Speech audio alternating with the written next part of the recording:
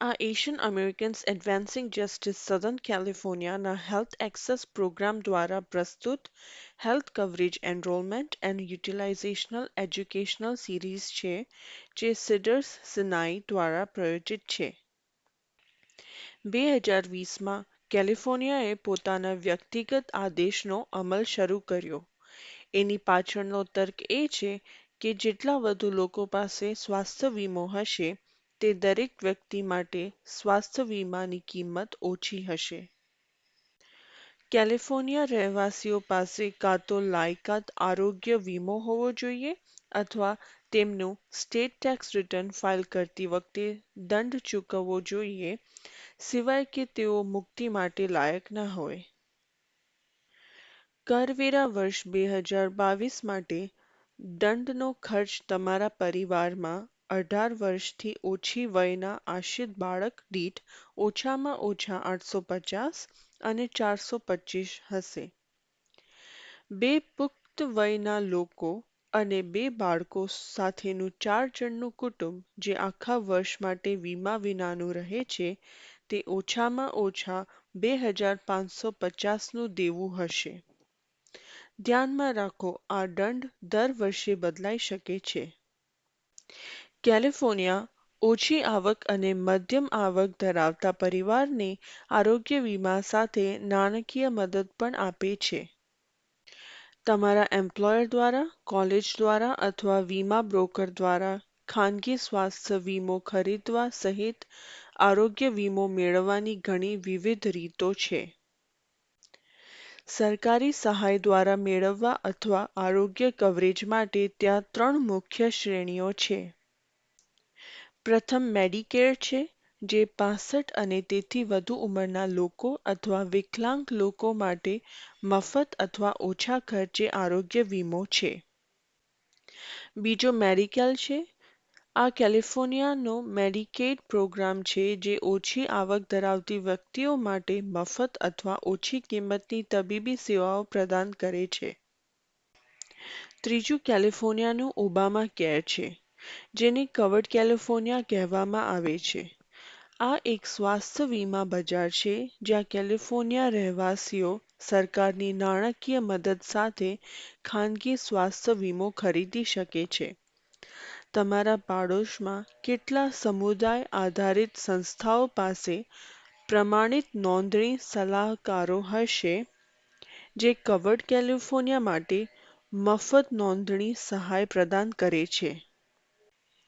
આ શ્રેણીમાં અમે મુખ્યત્વે મેડિકેલ અને કવર્ડ કેલિફોર્નિયાને આવરી લઈશું. યુએસ હેલ્થકેર સિસ્ટમમાં તમારી પાસે ગમે તે પ્રકારનો સ્વાસ્થ્ય વીમો હોય, તમે સંભવતઃ અમુક સમયે પ્રદાતા નેટવર્ક અને રિફરલ સાથે વ્યવહાર કરશો. તમારી સ્વાસ્થ્ય વીમા કંપની સામાન્ય રીતે ડોક્ટરોના જૂથ સાથે કરાર કરે છે અને તમને તમારા સ્વાસ્થ્ય યોજના માટે ઇન-નેટવર્ક બનાવે છે, અને ઇન-નેટવર્ક પ્રદાતાઓ વિરુદ્ધ આઉટ-ઓફ-નેટવર્ક પ્રદાતાઓ જોતી વખતે તમારી આરોગ્ય યોજના સામાન્ય રીતે વધુ ખર્ચને આવરી લેશે. અને જ્યારે તમે તમારા નેટવર્કમાં પ્રદાતાઓનો જોતા હોવ, ત્યારે પણ કેટલીકવાર વીમાના પ્રકાર પર આધાર રાખીને તમને અન્ય પ્રદાતા, જેમ કે નિષ્ણાતને જોવાની મંજૂરી આપવામાં આવે તે પહેલાં તમારે તમારા પ્રાથમિક સંભાળ પ્રદાતા પાસેથી રેફરલ અને અધિકૃતતાની જરૂર પડી શકે છે. ઉદાહરણ તરીકે, જો તમારી પાસે હેલ્થ મેનેજમેન્ટ ઓર્ગેનાઇઝેશન છે, જેનો એચએમઓ તરીકે પણ ઓળખવામાં આવે છે, તો તમારે ત્વચાની સમસ્યા માટે ત્વચારોગ વિજ્ઞાની જેવા નિષ્ણાતને જોવા માટે પહેલા તમારા પ્રાથમિક સંભાળ પ્રદાતાને મળવાની અને રિફરલ મેળવવાની જરૂર પડશે. અમે અગાઉ ઉલ્લેખ કર્યો છે તેમાં, જો તમારી પાસે એચએમઓ કવરેજ છે, તો તમારે તમારા ફેમિલી ડોક્ટરને મળવું પડશે અને નિષ્ણાતને જોવા માટે રિફરલ મેળવવું પડશે. જ્યારે પણ તમને ઈચ્છા હોય ત્યારે કોઈપણ નિષ્ણાતને મળવાની ઓછી સુગમતાને કારણે માસિક પ્રીમિયમની કિંમત સામાન્ય રીતે ઓછી હોય છે. તમે નેટવર્કની બહારની કોઈ પણ કટોકટીની તબીબી સેવાઓ માટે હજી પણ આવરી લેવામાં આવ્યા છો. ઉદાહરણ તરીકે, ક્લિનિક તમારા વીમા નેટવર્કની બહાર હોય તો પણ તમે કટોકટીની તબીબી સારવાર મેળવવા માટે કોઈ પણ રૂપમાં જઈ શકો છો. પ્રિફર્ડ પ્રોવાઇડર ઓર્ગેનાઇઝેશન, જેને પીપીઓ તરીકે પણ ઓળખવામાં આવે છે, અને એક્સક્લુઝિવ પ્રોવાઇડર ઓર્ગેનાઇઝેશન, જેને ઈપીઓ તરીકે પણ ઓળખવામાં આવે છે, તે ખૂબ સમાન છે, કારણ કે તે બંને ફેમિલી ડોક્ટર પાસેથી રિફરલની જરૂર નથી. પીપીઓ પાસે નેટવર્કની બહારનું કવરેજ મોટું છે, જેનો અર્થ એ છે કે તમે તમારા નેટવર્કની બહાર નિષ્ણાતને રેફરલ વિના પણ જઈ શકો છો.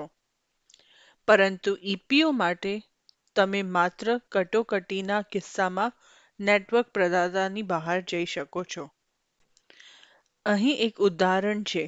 મારો સ્ટીવન નામનો મિત્ર છે અને સ્ટીવન પ્રથમ ફેમિલી ડોક્ટર પાસેથી રેફરલ મેળવ્યા વિના તેના ખીલની સારવાર માટે નેટવર્કમાંના નિષ્ણાતને મળવા માંગે છે, અને તે સ્વાસ્થ્ય વીમા માટે ઉચ્ચ માસિક પ્રીમિયમ ચૂકવવા માંગતો નથી. સ્ટીવન માટે કયો પ્લાન સૌથી યોગ્ય હશે?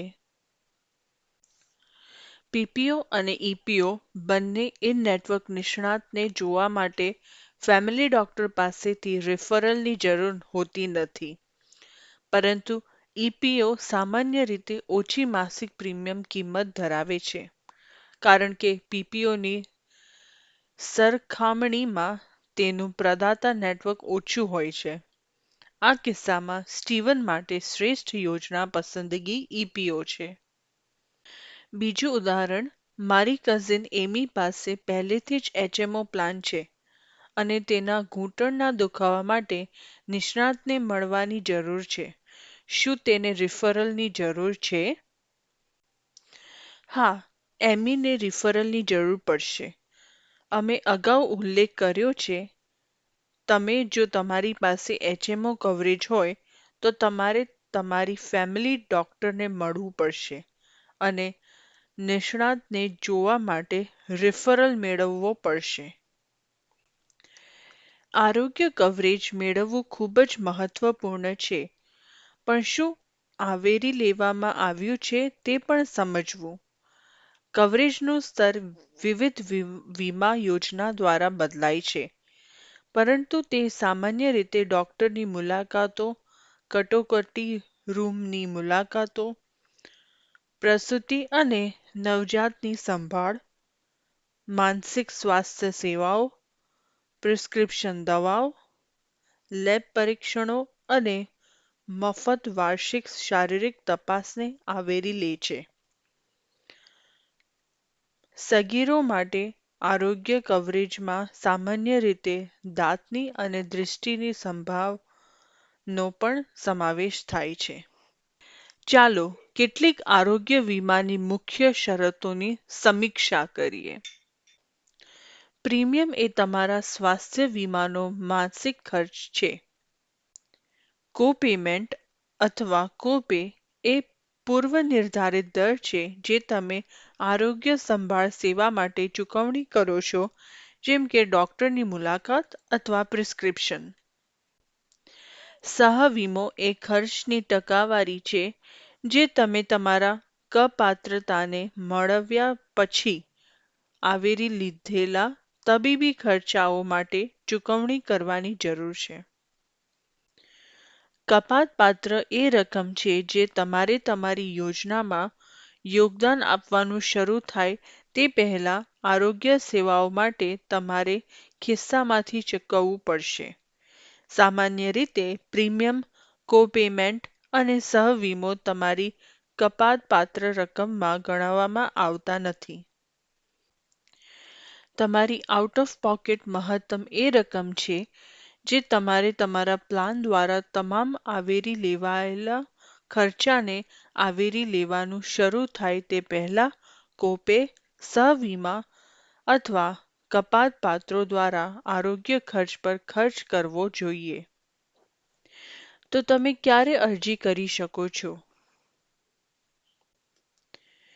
મેડિકેલ અરજીઓ આખું વર્ષ ખુલ્લું રહે છે. તેથી વ્યક્તિઓ વર્ષના કોઈ પણ સમયે અરજી કરી શકે છે. કવર્ડ કેલિફોર્નિયા ઓપન એનરોલમેન્ટ સામાન્ય રીતે દર વર્ષે 1 નવેમ્બરથી 31મી જાન્યુઆરી સુધી હોય છે, જે દરમિયાન દરેક વ્યક્તિ અરજી કરી શકે છે.